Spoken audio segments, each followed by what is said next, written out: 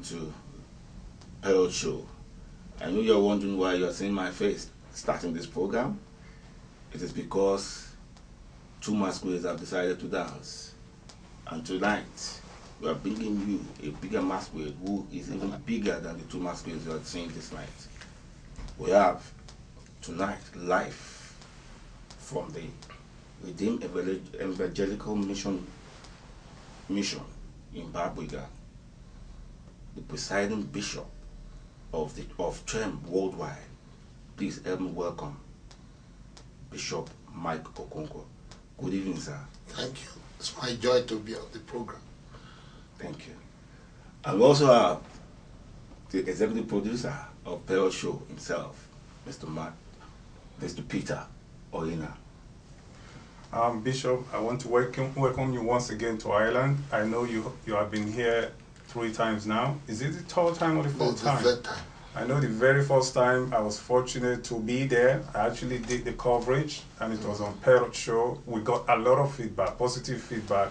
I still get people calling me, most especially when we were doing the promotional advert that you were coming all over the country. That's my bishop in Nigeria. How is he doing? Is he coming? I said, well, it's coming. So I don't know how many of them will be here today. But I just want to say welcome back to Ireland. We are so blessed to have you here once again. And I pray that whosoever is there this morning waiting for you, we go home with blessings flowing around them, saying you here. Thank you. I appreciate your bringing me on. Okay. Like my colleague has said, to start with, could you briefly tell us your experiences after having come to Ireland 3 times now? Well, I must say that from every indication, so much has been done since the last time I was here. And I must give credit to the ministers that are here. There's no doubt Ireland is a virgin ground as far as the gospel is concerned. For some time now, it's been a sleeping nation in terms of the gospel. But thank God for the ministers of the gospel that God brought in here, who have started to break the grounds. And from the last time I came and what I'm seeing now, you can see that so much has been achieved. I wouldn't say we are where we would want to be, but obviously we are not where we used to be. So much has been done as far as the gospel is concerned, and I give that credit to the ministers in the land. Talking of the propagation of the gospel in Ireland, you say it's a virgin land. We've had other big ministers coming here and another big minister here. What is the concerted effort ministers are making to make sure that Christianity here, our Christians here, do not go astray? Well, the first thing is to break the spiritual atmosphere. You see, when there had been for a long time a stronghold holding a region, the visit of strong ministers, one of the key things it enables and we're able to achieve is to break the spiritual atmosphere and make the ground easier for the ground ministers, those who are on ground, to be able to penetrate. Because, you know, we are involved in a spiritual assignment, and there are forces who have hitherto for a long time held the region in bondage. And so it is a visit of apostolic ministries that will enable this stronghold to be broken, and then the pastors that are on ground can now have it easier than it used to be. So I would say that the visit of those ministers have really been very instrumental to the progress that we've seen since the last time I came. Why I ask that question is because when big ministers come, we see the upsurge of people coming to that program. When those ministers now leave, you now see them withdrawing back. I mean, maybe you need to still instill that power into those ministers for them to still get the upsurge of. That is the whole essence. The whole essence is for us to impact the lives of the pastors that are on ground, to know that if we can do it, they can do it. And that's why we take time within the period of visitation to do what we call School of Ministry or leadership training, for them to understand the dynamics of ministry, which if they put to work, they will be able to achieve the same result. Bishop, talking about School of Ministry or the leadership training, there's something that bothers me, and I think about it every day. It's a trend now to see pastors beginning with with a particular church, and after 6 months or 1 year, we hear that God has called him to open his own church. It's happening everywhere, and then there's crisis. The members are, separating, dividing, going. What do you think is responsible for that? Even when these pastors go through this leadership training and ministry, to know that continuity and obedience is very important in how you impact. Well, let me say first of all that it is not a rule that a minister will stay for life in the ministry. While I want to underscore that God could genuinely call somebody out to do something new.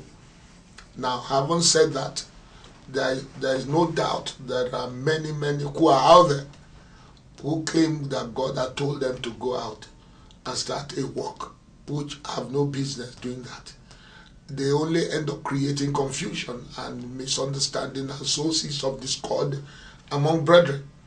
It shouldn't be, because I always say to people, God cannot be calling you to a new work by destroying the one that is here, if we are all involved in the same kingdom.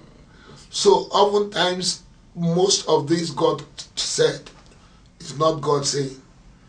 And like just like in every other profession, we will always have charlatans, people who will not do the right thing. They are not ready to follow directives and instructions that are given. Because there are biblical way of living a work. If it is God, it will be decent. It will be peaceful.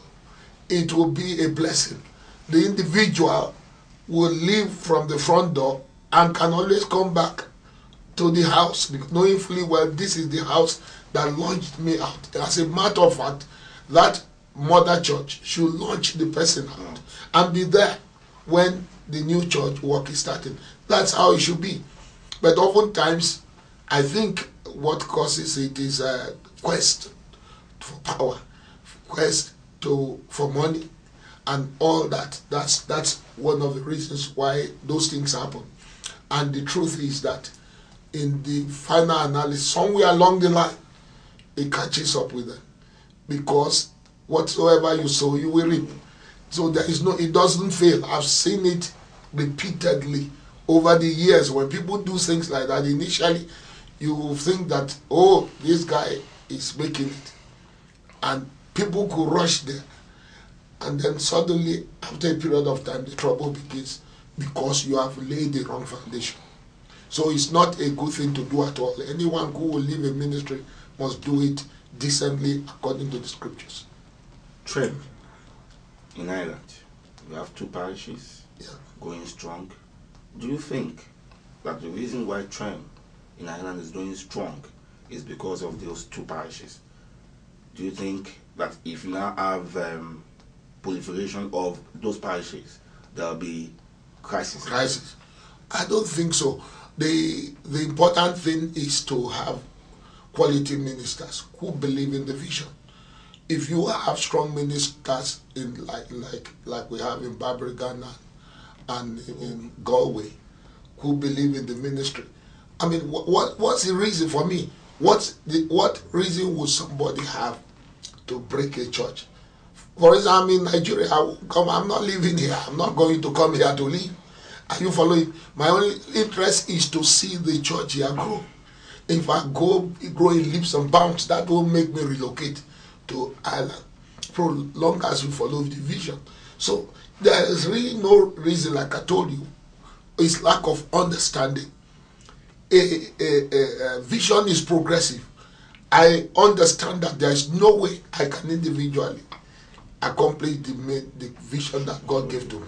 I need people who will enable me, who will carry the vision even further than I have done. Ministry is like a relay race where you run your own bit and hand over to others who will follow through. And my part is to ensure that I successfully hand over the baton to whoever is following me. Okay. All right, Bishop. I know that there's TREM in Ireland. Is there TREM in the UK? Yes, we have TREM in UK. We have in Upper Clapton, and that's in the east. We have in Fulham, and then we also have in Leeds, and then we have in Dagenham, and then we're opening in Manchester. So it just. Can you just tell us TREM worldwide? What is the strength? Yes. We're talking about close to 200 plus churches around the world. That's a big one. By the grace of God, God has been faithful to us. What is the position of TREM in Nigeria now? We know that Bishop Okonkwo was once the president of the Pentecostal Fellowship, and you took it strong, you handed over the baton. Now you are no more. But TREM, what is the position of TREM in Nigeria? And we are doing a bit. I would say that you cannot speak about the Pentecostal churches in Nigeria or even church in Nigeria without mentioning TREM. That's one thing that God has enabled us to achieve. We've got a brand for ourselves. It's a ministry that it's very solid in the Word of God, and we are sticklers for the Word. And people know that three strong areas of the ministry: the Word of God, music, and prayers. We are very strong in those areas, and I would say that God has been really faithful. Just recently, like in Lagos, we've completed our ultra-modern cathedral in a very strategic place in Lagos, and that alone has given us an extra mileage, because the interesting thing about the facility is that no one ever believed that a building can come out of that very location, given the terrain and all the stuff. But here we are, God enabled us to raise up a building that is now sort of the talk of the town. Everyone around it, all you need to say is that you get into Lagos and going to TREM, they will take you there. And one of the things we try to encourage our pastors to do is to not just go into a location, buy a property so that you can be well established.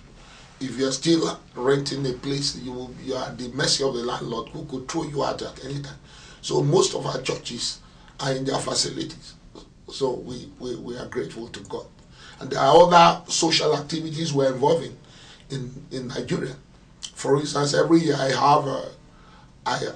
have lecture where we address national issues, social issues, and it's been going on now close to the 10 years to 12. And then every year we have football matches, and then we have schools, ongoing school for area boys and indigent people who are indigent in the society.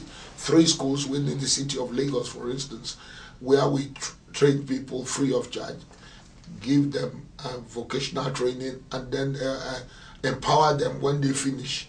And there are people we also giving scholarships to. And then, of course, in my wife's ministry, the International Women Prayer Conference, which has gone on now for over 10 years in different parts of this thing. She holds these conferences in Abuja, in Port Harcourt, in Asaba, in Enugu, and of course in Lagos, every month in Lagos, last Thursday of every month, that draws people from different churches, and that has touched a lot of people, and with great testimonies across the place. So that all these things help to give us mileage. And of course, he also conducts cervical cancer screening for people in remote places, close to 500, 700 people, which he does free of charge to them. So we do all these things, and of course, it enables people to understand that we're not just preaching the gospel, but impacting people's lives socially. Yeah, that is very important. When you see an institution who looks into the empowerment of the people, is very important, because talking about, like you just talked about cervical cancer. It's very important because cancer is killing a lot of people. Killing a lot of people, unfortunately, at this time. Yeah, most of our people are not the West. People still believe that cancer is not for me; it's for the other person, which is not true. It's not true. Cancer is for everybody. What you should do is you make sure you undergo checkup, because people die for things they could have avoided. That's what I've discovered. What they could have avoided, they die on that account because they did not check it out. So that's one of the reasons why I believe that program is very important. It's very important. Well, Bishop, this brings me to the state of the nation. How would you assess the present situation in Nigeria? Well, I would say that since after the election, not much has been done, because it's just about a month or so ago that the president was able to settle in his ministers. Without ministers, there is really nothing that could be done. And having said that, I must say that minus the prayers of the saints, the situation is very, very critical in the country, because of, more especially in the area of security. There is so much insecurity in the country. We have the challenge of kidnappers, that and now is no more in Niger Delta. It has moved to any part of the country. They kidnap you in Lagos, which was not like that, it wasn't there before. So anywhere, anyone could be kidnapped, and this thing is going on. Not so much results have been gotten in that area, and then added to it is the issue of terrorism, which is another dimension. We have bombs. I mean, there are bomb blasts all over the place, and people are boasting about it. And I don't see anyone who has truly been prosecuted and put behind bars concerning it. So it's a great challenge to us, and but we're still watching the thing closely while we are speaking up and calling on the government that they have a responsibility to provide an enabling environment for the citizens to function. Without security and the necessary infrastructure, we are going nowhere. So it's a very challenging situation, but the church has to keep praying to God so that it doesn't come to a very crucial stage where we cannot move on the streets, because it's gradually tilting towards that, to the point where you can't move on the street, and that's not good for the nation. It will also affect our economy. No one wants to invest in any economy that there is no security. And what do you think is responsible for that? Is it? I think there is agitation from all quarters. Okay. The government must, as of necessity, provide a platform for sovereign national conference, where all the parties will sit down and discuss their issue. Because if you don't do that, and people are bottling a lot of things in their heart, then they will let it out somehow. That's what's happening. People have so much in their heart which they're begging for answers. And until that is done, it's going to be very difficult to manage. So I think a lot of pressure is being put on the president to allow that to happen. Let people discuss their affairs, and then we'll be able to know whether we're good. I mean, look at the bombing of the United Nations headquarters in Lagos, I mean in Abuja. That's not funny at all. If they could penetrate the United Nations, then who is free? Any person, any institution could be penetrated. And so it requires, I think, people are unhappy. And the political class have taken the masses for granted for too long. We read of millions and millions of, and even to billions of naira that people are stealing. and then no one is being arrested. None of them is being indicted, put behind bars. We read of it, you tell us of them, and then we are waiting to hear that, okay, this person, you've taken this money back from them and put them in jail. We never hear that.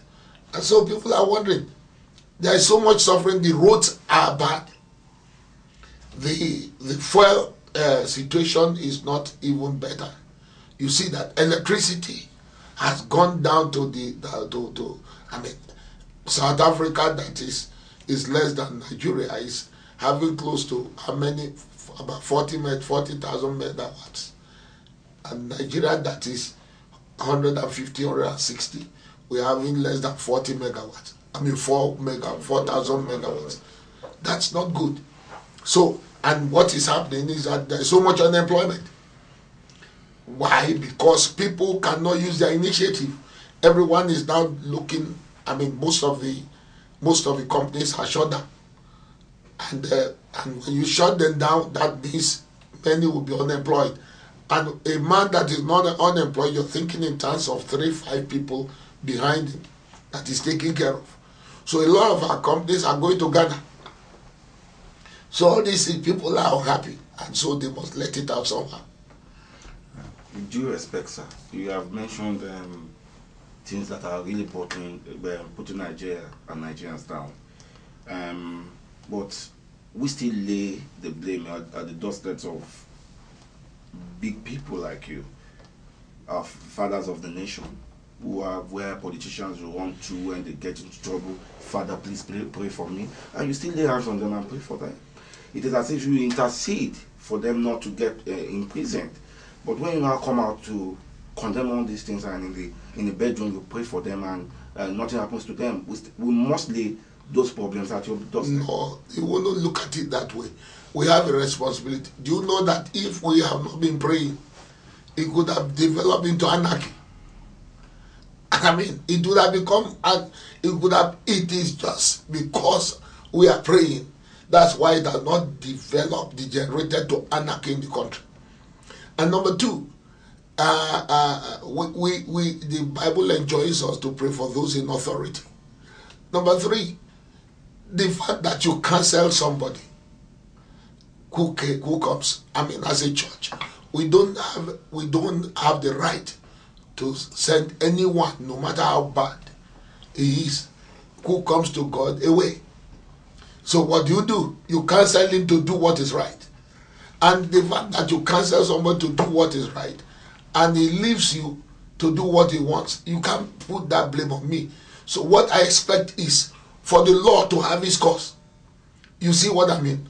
If the person is stealing, we have the law there to arrest him. I don't care whether you are an elder in the church or not. If you steal money, you should go to jail. That's my attitude to it. Even if you are coming to my church, I tell them, I'm not going to influence anything that has to do with you breaking the law, because if you're a Christian, you should better do what is right. You should show the light, other than trying to find a way to cut corners.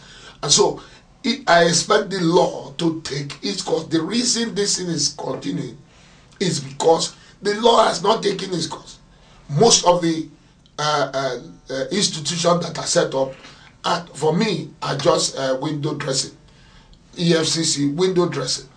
The day they want to witch hunt somebody, they go and pick the person.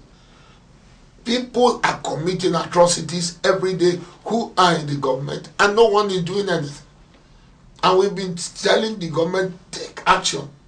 For me, I think one of the things that will stop this trend in Nigeria is, one, as soon as somebody is caught stealing money, number one, take the money from him, and two, jail him.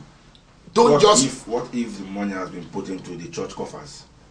How can he put? There is no way somebody will steal $1 billion or 2 billion or 100 or 500 million and bring it to church. It's not possible. Bishop, you know the reason why I'm asking this question. I know, because you see, we have evidence that what that they will not No, it might not even be trend, but they would. Now, let's say I've stolen 1 billion naira, Yes. and I want to be important. I know Bishop Okonkwo can intercede for me. So that you will not do. Bishop, just hold on. That Bishop Okonkwo can intercede for me. Yeah. Then I will be the largest donor in the church. Yeah. The church wants a building foundation. I've invested in it. Yes. I've done all that. What I believe should be the responsibility of the church is to ask, how much is your salary? Exactly. That's what I'm saying. The church do not ask. They just collect the money. No. That's the issue. We have so many. I don't want to. Let me give you. Let me answer you.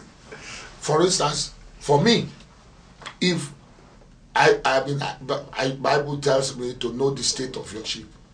Now, if somebody I know very well is a member in my church and I know what you are supposed to be earning, and then suddenly you come up with 100 million, I will ask you, how did you get the 100 million?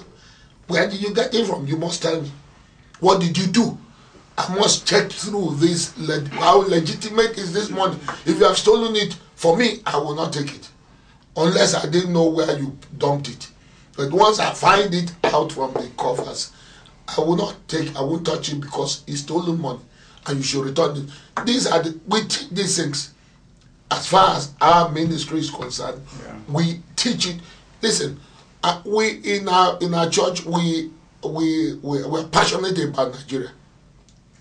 Every Sunday in the headquarters church, we sing the national anthem. And we recite the pledge. What is the reason? I want to inculcate the national orientation in the minds of our people so that they will know that you don't have another country. We have this country as a gift from God, and we have the responsibility to ensure that things are right in the nation. So if there are churches who are doing that, it's wrong. Any church that encourages stealing money from the coffers of the nation when people are suffering, I mean, in spite of this banding of billions all over the place, this what we experience in the street betrays the fact that we are rich. There is nothing that makes Nigeria rich. There is nothing that makes us the giant of Africa. Look at our streets. Children who should be in school are running in between cars selling handkerchief. Is that what? So I ask myself, why can these people who claim to be politicians not see these things happening? Like I told you, that's the reason for anarchy. That's the reason people are unhappy. People know that nothing is being done, and it's unfortunate.